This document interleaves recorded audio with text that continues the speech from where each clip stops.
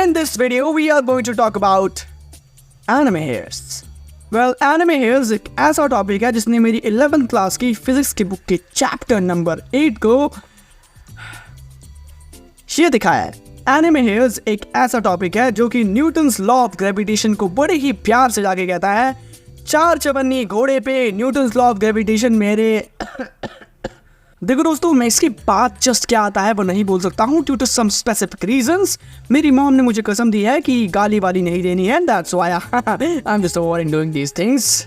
Anime hairs एक ऐसा topic है जिसको देखने के बाद मेरा नाई बोलता है, बहन ये हो कैसे रहा है। Well, if someone is thinking in his mind कि मैंने अब गाली कैसे दे दी, then जब मेरी मॉम मुझे कसम दे रही थी, then I was having this, you know, what powers does this cross holds?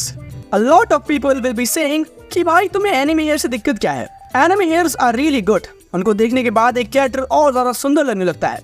उनको देखने के बाद एक कैरेक्टर के प्रति जो हमारा नजरिया है it completely changes. And basically girls जो कि एनिमे देखती हैं, when they look here styles of anime boys, they basically से this, oh my god, these hairs, oh my god, oh yeah, these hairs just give me orgasm, oh my god, oh yeah, come on please don't do it, oh yes, oh my god.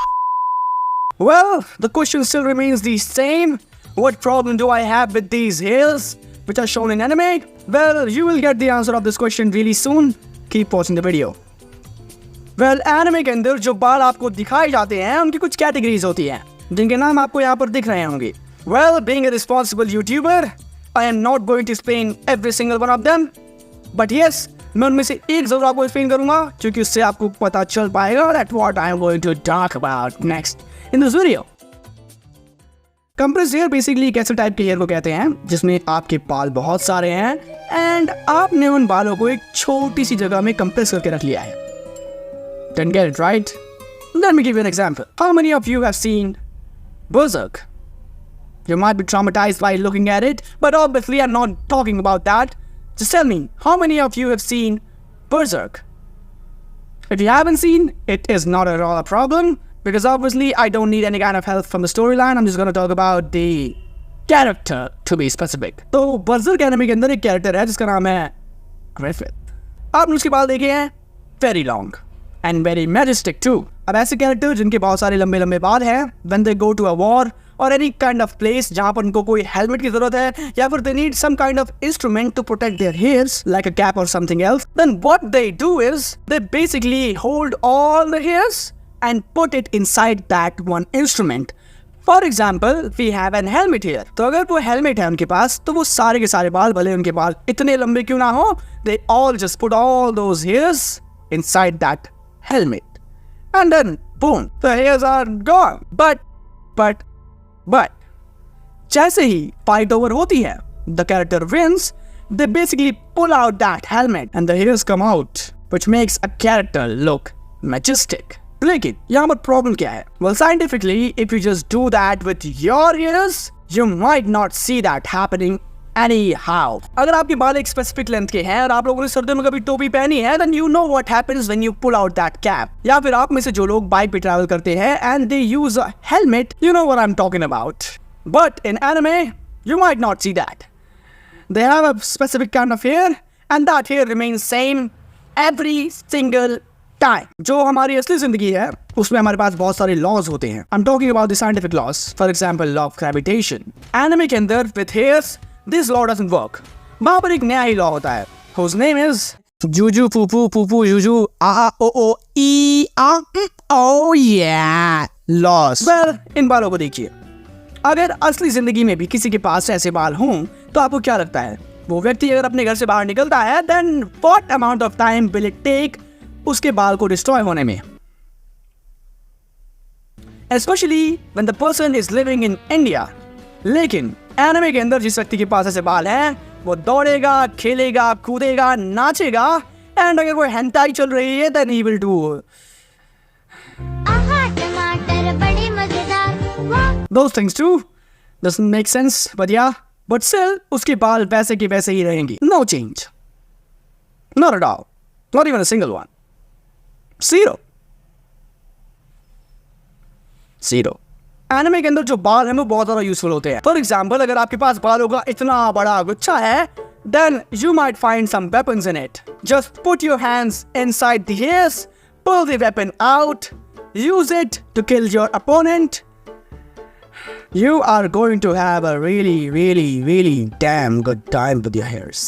Well चलो बात करते हैं hair colour की। असली दुनिया में naturally अगर आप बात करें तो बहुत ही कम हेयर कलर्स होते हैं। वेल मेरा मतलब है वो हेयर कलर्स जो कि आपको जेनेटिकली मिलते हैं। बट इन एनिमे आप कोई सा भी कलर इमेजिन कर लीजिए, कोई सा भी, आपको लाल, नारंगी, पीला, हरा, नीला, बैंगनी, सुनहरा, सफेद, काला, मिट्टी जैसा रंग, गहरा नारंगी, गेंसबोरो रंग, अंगूर का रंग, भूरा पीला रंग, पानी जैसा रंग, आसमानी रंग, बेज रंग, पीतल रंग, हल्का हरे सेब जैसा रंग, धुमेला, जामुनी, हाथी दांत रंग, हल्का नारंगी रंग, चूने का रंग, गहरा गुलाबी रंग, पूरा लाल रंग, धातुमय रंग, टकसाल रंग, और भी यदि कोई और रंग इस दुनिया में एग्जिस्ट करता है तो वो रंग आपको एनिमे के अंदर देखने को मिल जाएगा।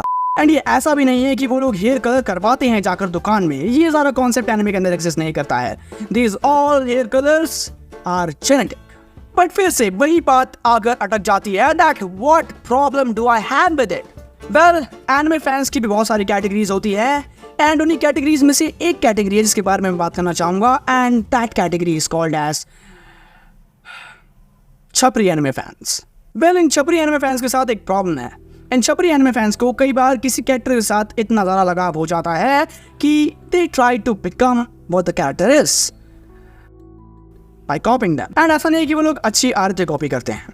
No, that's not how the world works. You can't copy good things if you're not a good human being. You can only copy those things which your mind finds interesting and cool. अब as I told you, anime के अंदर जो hair styles हैं, they don't look good at all.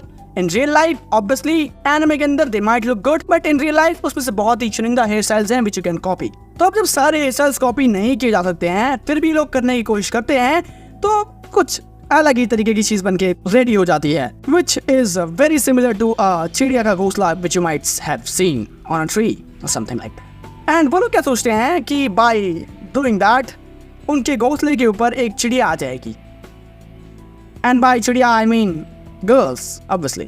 But as we all know, woman is not at all interested in your hairstyle. She is not at all interested in your dressing sense. She is not at all interested in the shirt you're wearing. देखो ये एक बहुत ही sad reality है, but ये reality है इसलिए मैं आपको बता रहा हूँ। इस दुनिया में It's so sad but I'm still saying it. इस दुनिया के अंदर औरत, वुमेन, लड़की, स्त्री सिर्फ दो चीज़ों में इंटरेस्टेड है।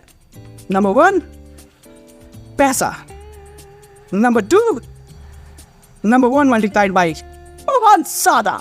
रियलिटी है दोस्त, रियलिटी एक्सेप्ट करना पड़ेगा, एक्सेप्ट करना पड़ेगा, दया करना पड़ेगा।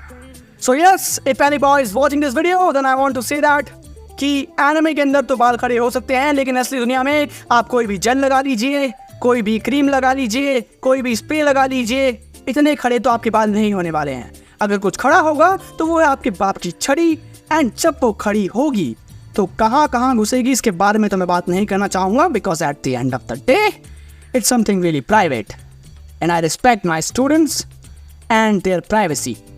So yes, I won't talk about that. So being a nice teacher, I am saying this, avoid these stupid things. I'll meet you in the next video. Till then, keep learning, keep growing. Bye.